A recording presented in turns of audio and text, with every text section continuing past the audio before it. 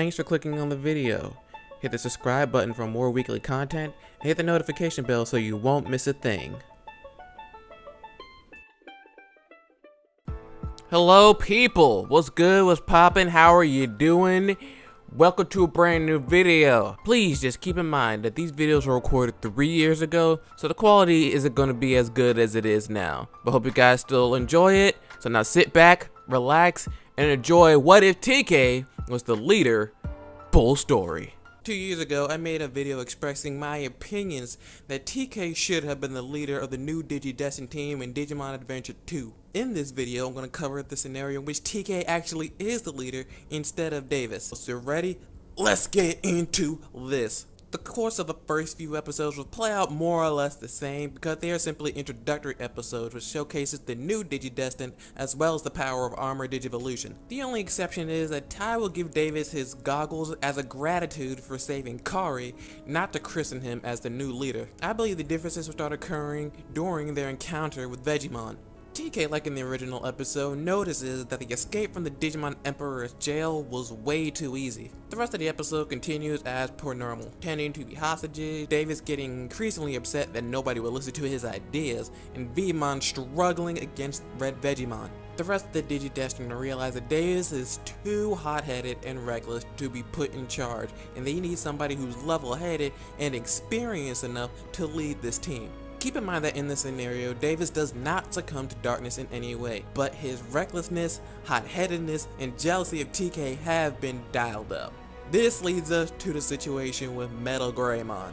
Overall, it mostly stays true to the original story, but I believe that the fight between TK and Davis has an even bigger outcome than in the original. TK, growing as a leader, realizes that sometimes you have to make difficult decisions in order to save your friends, even if that includes fighting them. Davis, at this point, who is still relatively new to the digital world, doesn't want to put himself intentionally in harm's way, especially up against the likes of Metal Greymon. The episode continues with Davis gaining the Digijaeger friendship, and he realizes that TK was right. Never stop fighting for your friends. The biggest change comes during their encounter with Chimeramon. This time, instead of Davis and Vegemon looking for the power source, it will be TK and Patamon. Honestly, this makes a lot more sense as Flamedramon is a more adept fighter than Pegasusmon, so he will be better off at holding off Chimeramon, at least for a little bit longer.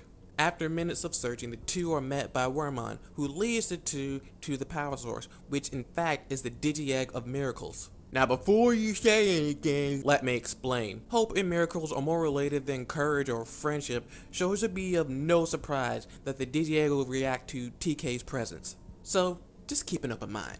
With the Golden Digi-Egg, Patamon is able to Golden Armor Digivolve into Rhinomon. This Armor Digimon is capable of fending off Chimeramon for a little bit, but like in the original, Wormmon needs to sacrifice himself in order to give Rhinomon the energy to finish off Chimeramon once and for all. At this point, Ken has completely broken down. His deeds at the Digimon Emperor have traumatized him, and he even watched as his partner faded into data in his arms. TK sees this and is conflicted. He too knows what it's like to lose his partner. However, he cannot bring himself to easily forgive those who abuse the forces of darkness. Unlike Davis, who tried to console him, TK doesn't offer to help Ken, not out of hate, but out of his own conflictions. Everyone has that past encounter lingering in their minds and are left confused as to what to do. Davis and Yoli want Ken to join the team, but Cody brings up an opposing argument. Ken has spent a long time fooling an entire city that he was good, so who's to say he isn't tricking everybody now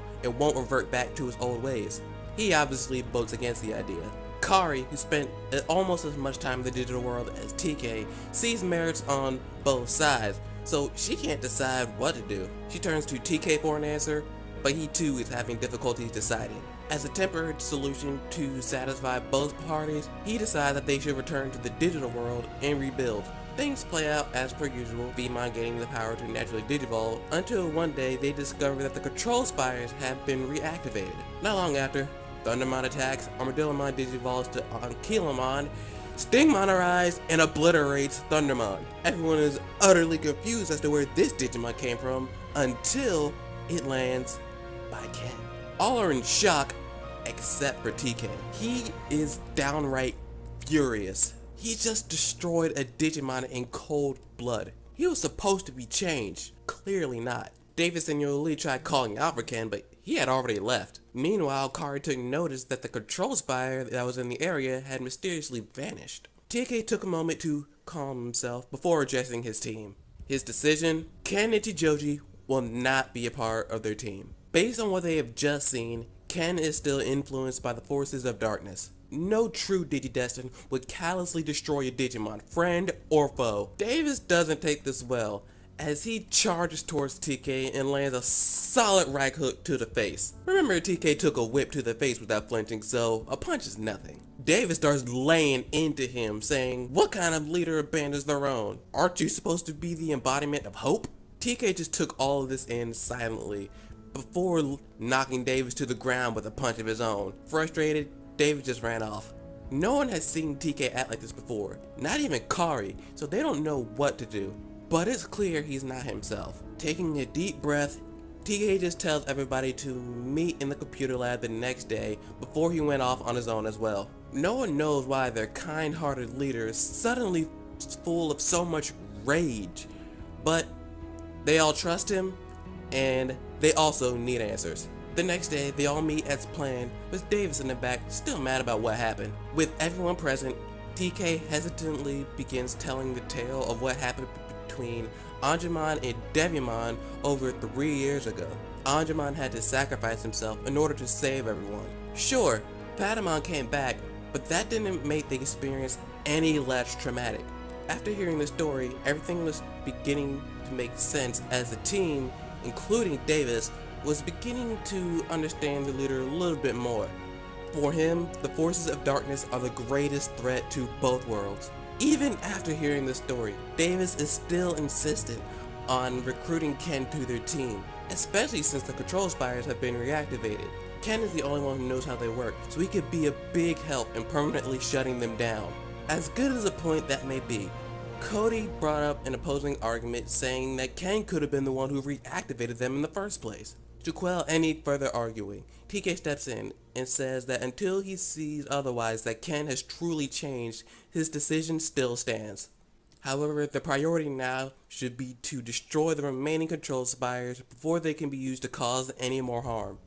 Right now, the safety of the digital world is the priority, so dealing with Ken, that can wait a little bit longer. It's been decided that Ken will not be joining the Digidestin, at least not until he's proved that he's changed. Our heroes are now directing their focus to destroying the remaining control spires. Just like before, a rogue Golemon attacks a dam in an area affected by a control spire. After noticing that the control spire has disappeared, they all digivolve to the champion level to try and stop this Golemon from flooding a nearby village. However, these 5 champion Digimon are still having troubles bringing him down. It's not long after that Ken and Stingmon show up, wanting all the smoke.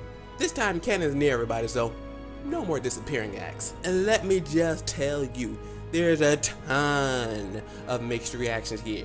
Cody's a ball of little pint-sized fury. Yoli's both mad and flustered at the same time. Davis is just genuinely excited. And Kari, she's just speechless. Now before TK let his anger consume him, he just let himself calm down and civilly walked up to Ken just to ask him what he's doing there. Ken's got nowhere else to go, so he might as well be upfront about his reasons. He told them all that he wanted to atone for his sins as the Digimon Emperor. Cody couldn't take this anymore. The nerve of this guy. He spent months as a cruel tyrant, recently just killed a Digimon, and now he wants to repent? Cody just went off. But Ken knew this was to be expected, so that didn't faze him. All he did was redirect him to the ongoing fight with Golemon. Stingmon strikes have been chipping away at Golemon's rock armor, exposing a black interior, the same color as a control spire. This has brought on more questions than answers, but right now, Golemon needs to be stopped. With his entire body now exposed, Aquilamon landed the final blow, shattering that rock monster. Now it's time for more answers. Why are the control spires reactivated and suddenly disappearing? Why are there cases of mindless rampaging Digimon? Is Ken involved in any way? Well, here it is. Ken explained to him that the culprit behind all this is an evil Digimon named Aru Kenimon, and that these rampaging Digimon aren't actually real, but they're actually constructed from the control spires. Again, Davis extended an invite for Ken to join, but Ken declined. He chose to bear this burden on his own. Plus, he knew not everybody felt the same way Davis did, and with that, he left on his own again. This time, TK wasn't angry, not even a little. He actually felt sorry for him. Ken is forcing himself to carry the weight of the world on his shoulders all alone. But as a leader, is it smart for him to put his friends in the world at risk simply because of a gut feeling? Of all the things that just happened, this indecisive feeling is the one that is the most frustrating, and it can easily be seen expressed on his face. He needed some advice. Sometime after, TK decided to have a sit down with Ty and Matt to try and sort things out. Neither of them have dealt with this kind of issue before, so coming up with some good advice is a challenge in and of itself. However, both of them know TK. He's the type of person who will always put others before him, and when the situation calls for it, he'll always make the right decision. Ty and Matt ultimately tell him to just remember his crest and to remember what it stands for. That helps some, but TK still had a lot to think about. Too bad he won't have much time to think about it, because they've all just been alerted that Ken's base is about to blow. Not only that, there are scattered cases of more rampaging Digimon. In order to combat both problems, they would need to split up, and they needed Ken's help this time. TK sent the others to ward off the artificial Digimon while he goes and looks for Ken. Once Ken is found, of course he's willing to help since it's his base that's causing all the problems in the first place. He also knows what might fix it, his crest of kindness. According to him, he has no other use for it, so this would be the perfect excuse to get rid of it. The two are able to make it back to the base and are able to place the crest before it explodes, but now another problem presents itself. The artificial Digimon have been defeated, but Arukenimon creates another, the ultimate level, Akuamon. Even with the added strength of Angemon and Stingmon, they didn't stand a chance against it. At this point, Ken started freaking out, saying how everything is his fault and that he's a monster. It's not a pretty scene.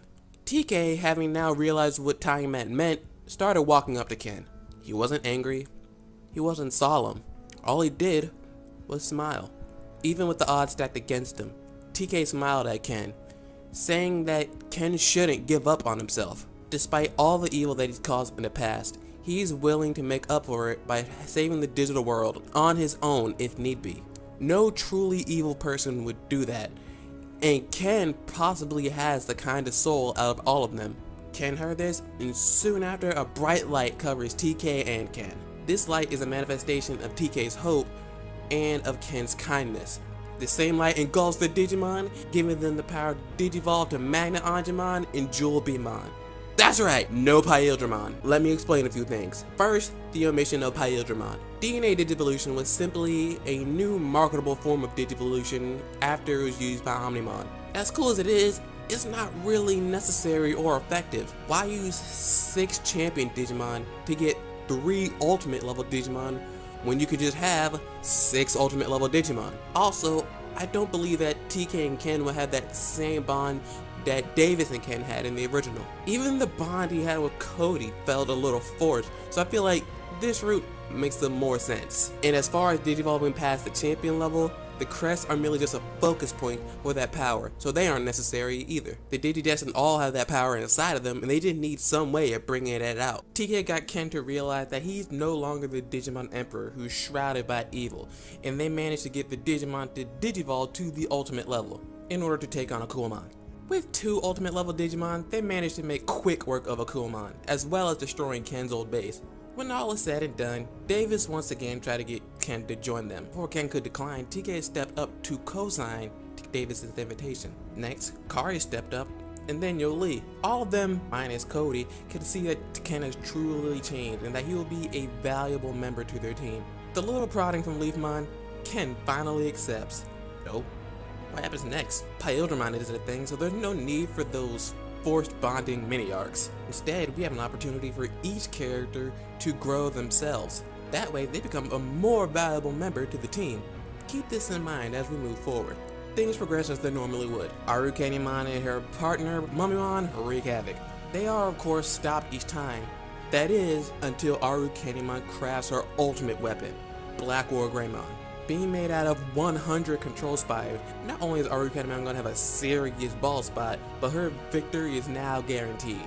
Even with Magna Angemon's affinity against evil Digimon, since Black War Greymon is artificial, his powers aren't as effective. They get wiped out just like before, just not as bad. The Jet Black Warrior leaves on his own again, leaving Arukenimon, Mummimon, and our heroes all confused. Everyone is in a state of shock. especially TK and Kari, since they actually know firsthand the power of War Greymon.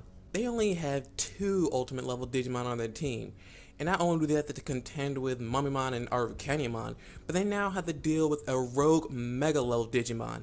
Even still, they can't just risk the fate of the digital world because of their fears. They needed to get stronger. After a bit of strategizing, they split into 2 groups. Kari, Yoli, and Ken went off to search for Gatamon's tail ring, while TK, Davis, and Cody went off to destroy more control spires. Now, since this scenario revolves around TK's leadership, and that he wasn't involved at all in search for Gatamon's tail ring, nothing at all would have changed during their adventure in the Dark Ocean. Except Kari's light would have allowed Gatomon to digivolve into Andromon, and Yoli's love and sincerity would have allowed Aquilamon to digivolve into Hippogriffomon. Things turned out a little different for the other group. Also keep in mind, I'm taking some creative liberties here, so just to go with the flow. After destroying several control spires, TK decides to take a break and goes on his own to try and contact Kari and her group, just to check on some progress. Davis is too revved up to stop, and Cody's sense of duty won't allow him to quit just yet. Some more time goes by and TK and Patamon still haven't returned. Davis took note of this, grabbed Cody, and went off in search of their leader. While walking, they stumbled across an injured Togemon on the ground. Once he came to, Togemon told them they were ambushed by an Orochimon, and TK was taken hostage. Immediately, Davis wanted to go and save him, but Cody stopped him, saying that they needed to think of a plan first. He knew Cody was right, because without a plan, they could end up endangering TK's life even more. Sure enough, Togemon leads them to Orochimon's lair, and they set their plan in action. Here's the problem. Orochimon has 8 heads, so sneaking past them is virtually impossible. Of course, this plan fails, and TK is still captured, but Davis and Cody aren't giving up without a fight. It's an uphill battle, but Davis wasn't going to give up on his friend. His courage and friendship gave XVmon the power to digivolve into Aerovedramon. Cody knew that despite the imminent danger they were in, they were responsible for the safety of the digital world. His knowledge and responsibility helped Ankylamon to digivolve into Brachiomon. With new power in a head-to-head fight, Orochimon is beaten, TK is free, and it just so happens that Kari and her group made it out of the Dark Ocean with news of their own. With 6 ultimate level Digimon now, the odds are a little bit better for them. And just in time too, because Arukenimon, Mummymon, and for separate reasons Black or Greymon are now after the Destiny Stones. With TK being the leader, so much have changed. For the most part, the course of events has remained the same, but how they are handled is vastly different. The gang has regrouped after their past encounter with Black or Greymon. This time around, all of the partner Digimon have reached the ultimate level, so now their chances of winning have raised from not a chance to good luck.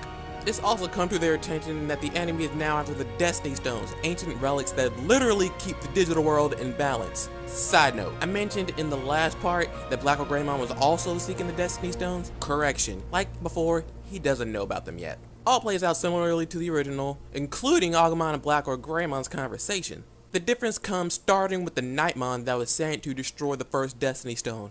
Though it was able to damage the stone, our heroes Digimon were able to outnumber and easily defeat it.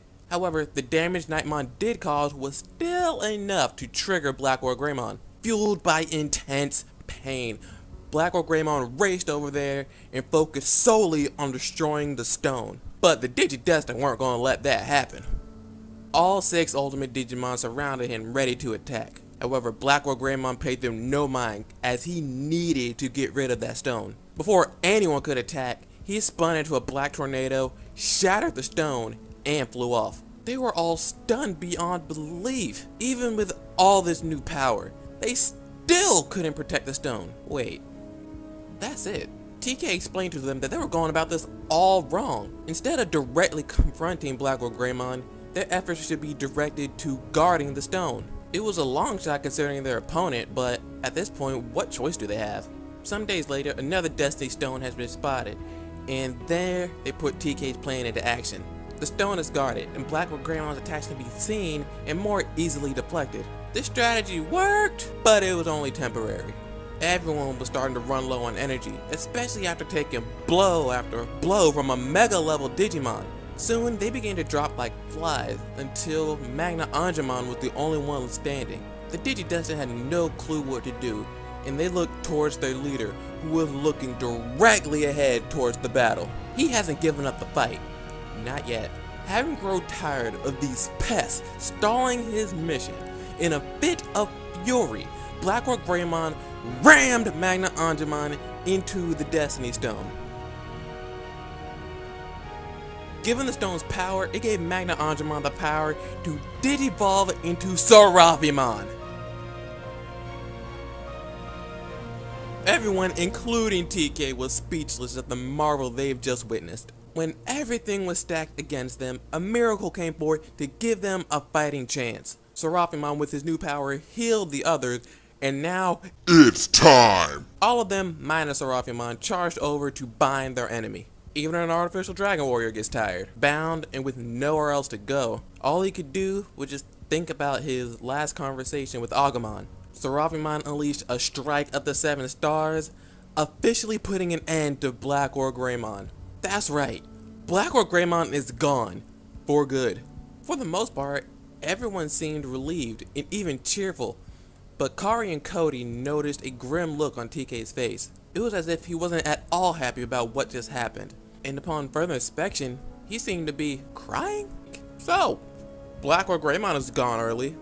3 Destiny Stones remain, and no Azulongmon? I wonder how things will progress. What do you think of Blackrock Greymon's defeat? It's sad that he never got his redemption, but he lived as a warrior and died as a warrior.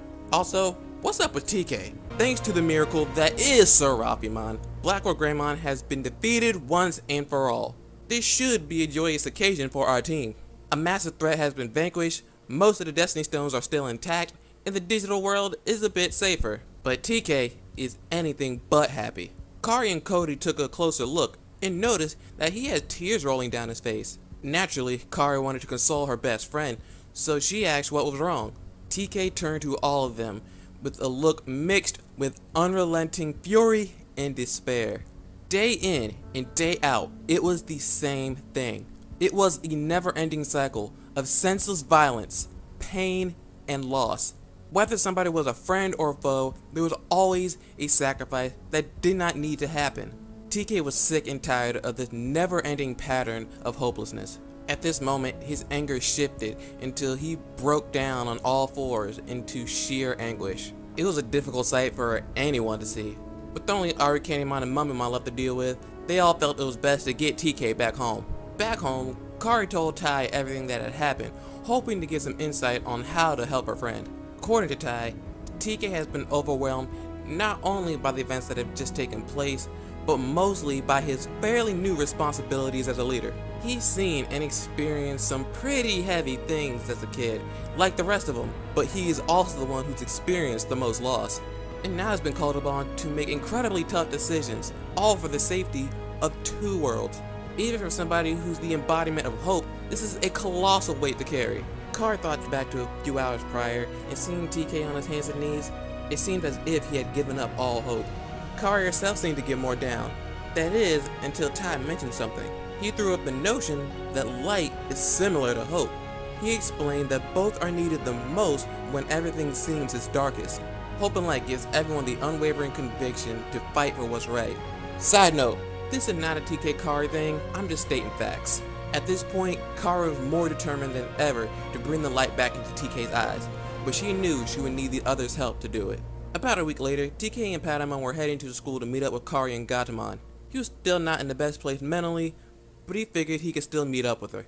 He also felt he needed to apologize for his outburst in the digital world, and Kari was the easiest for him to start with. As he neared the computer lab, he saw Kari standing outside the door. Before he could finish saying hello, she silently gestured for him to open it. He was a bit confused, but he did so anyway, and nearly fell back by surprise upon seeing Davis's face. Hesitantly, Davis began telling TK how his leadership caused him to stop and think about what's most important in his life, protecting his friends. Before he could turn any more red, Davis stepped back and Yoli was next. To her, TK had more often than not been the most considerate person she's ever known, putting the needs of others before his own, something that inspired her to do the same. Next up was young Cody, who just needed a little bit of nudging from Upamon. From the beginning, Cody has looked up to TK. It was this admiration that influenced him to learn more about him as well as the digital world. Last in line was Ken. While it was Davis who initially saw the goodness in Ken, it was TK who not only called him out on his actions, but gave him the chance to help restore what was lost. It was TK who got him to remember the kind person he used to be. When everyone had finished, Kari stepped into the room to say her bit. They have known each other the longest, and no matter what, TK has always managed to bring her back from any sort of danger, whether it was external or internal. When it came to his best friend, he has never given up hope, and now he shouldn't give up hope on himself or the world. She told him that now it was her turn to bring him back into the light. TK was utterly speechless now. Everyone felt so highly of him, regardless of his faults. He looked down towards the floor for what seemed like an eternity, before bursting into a fit of laughter. The others weren't expecting this reaction, and Davis was ready to fight. TK wiped away a tear and thanked them all. Their words truly resonated within him, and his laughter was his way of showing them that he's no longer bound by despair. His friends haven't given up on him, and he won't give up on them. This time around, his resolve is stronger than ever, just in time to take care of Arukenimon and Mummymon. Now, TK realizes that at times, sacrifices must be made for the greater good, but that doesn't mean that he should abandon all hope. At this time, they have been alerted that Arukenimon and Mummymon have been spotted near a Destiny Stone. The Digidestin managed to make it in time before any significant damage could be done. I feel the duo would have taunted TK, having seen his breakdown from a distance in the previous part. Our leader, however, was unfazed, and without a word, Magna Angemon digivolved into Seraphimon. They meant business right now. Mummymon tried to escape, but a warning arrow from Angemon told him that maybe he should stay and hear them out. Arukenimon knew that they were trapped, but she still tried to rely on her cunning to get them out of there. Yet before she can relay her crafty words, Jewel Beamon suddenly appeared in front of her. Now it was her turn to shut up and listen. TK walked up to the two of them and laid things out. They are now outnumbered and outmatched. There's no point in resisting because there's no chance of escape. TK demanded to know why they were causing so much chaos all around the digital world. He spoke with iron-like conviction, but still remaining true to himself, he chose to talk things out rather than resort to violence. However, previous encounters have taught him that Arukenimon is undeniably cunning, even in the face of adversity.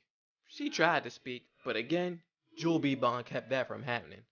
TK would have been like, "Oh, I'm sorry, I was actually talking to your friend there." Mummymon was clearly the biggest coward of the two, and just as predicted, he broke down. He confessed to them that their plan was a lot more strategic than just pure chaos, and that it started with Ken. It is revealed that the reason behind his actions as the Digimon Emperor, especially building the control spires, were all influenced by them. More specifically, a black spore implanted in him while he was still a small child. News of this caused Ken to scream out in pain, as if this revelation caused him to remember some agonizing memory. The distraction allowed Arukenimon and Mummymon to widen the gap between them, giving them the opportunity to escape. Before fleeing for good, Arukenimon tells Ken that even though he was chosen as the Digimon Emperor to build the control spires, he's not special. What was that supposed to mean? And what exactly is a dark spore? Despite having the upper hand, they're now leaving with more questions than answers. From this point, the plot continues to play similarly to the original up to the Christmas episode. Control spires in Digimon have begun to appear all over the world, and like before, it seems impossible to take care of them all. Not to mention that a Triceramon is currently rampaging through the city. Luckily, Jedi comes through with the Digicore, allowing them to have the power to digivolve further, minus Seraphimon. Say hello to Magnadramon, Ulforce Vidramon, Grandis Coagamon, Griffinmon, and Plesiomon. 6 mega-level Digimon have more than enough power to stop Triceramon, and can easily travel the world to take care of the rest of those rampaging Digimon and the control spires. Cue the Digimon World Tour! The Daemon Corps, with Angel Digimon like Seraphimon and Magnadramon, they were no threat at all. However, Ken has been targeted and has been kidnapped because of his dark spore. Also, there's still the mystery of the disappearance of several of the city's children. Sooner or later, it is revealed that a man by the name of Mr. Okawa is responsible for the kidnappings and is even in charge of Arukenimon and Mummymon.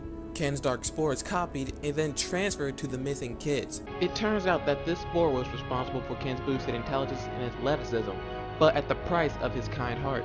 But now that Okawa did what he came for, he tries to sacrifice Ken to Daemon.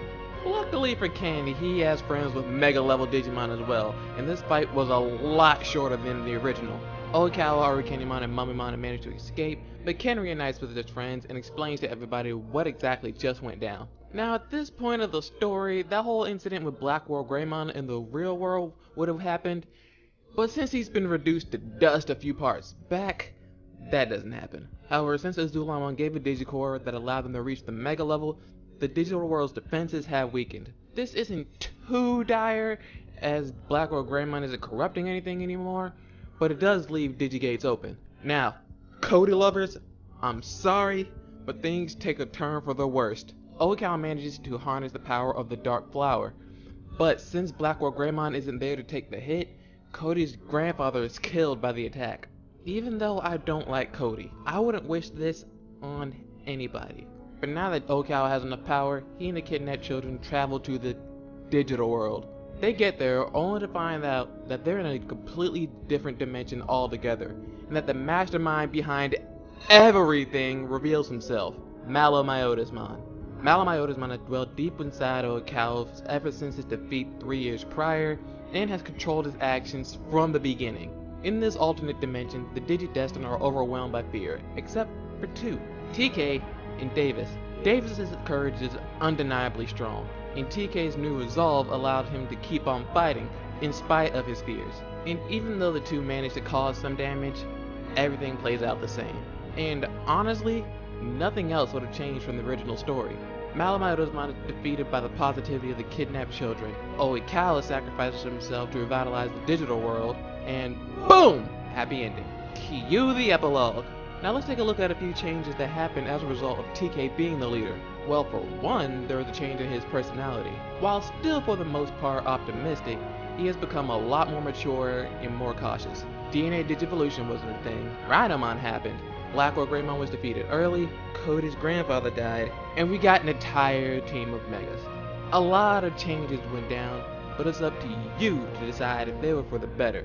And with that, that's gonna conclude What If TK Was the Leader. What do you guys think? Do you think any of what I talked about would have went down? Do you guys think it would have went down in an entire separate path? Let me know in the comments down below. What do you think? And also, don't forget to leave your other suggestions for what other what ifs you would like to see. And next week, we'll be back up with a new part. Thank you, everybody. Thank you, thank you, thank you. And I forgot to mention this in the beginning, so I hope you're still watching. I do have a Twitch, which will be linked down in the description and possibly on the screen. So please go ahead and check that out. I'll be live every day, 5 p.m. Eastern Standard Time. Be there, be square, and let's have a good old fashioned good time. Thank you, thank you, thank you.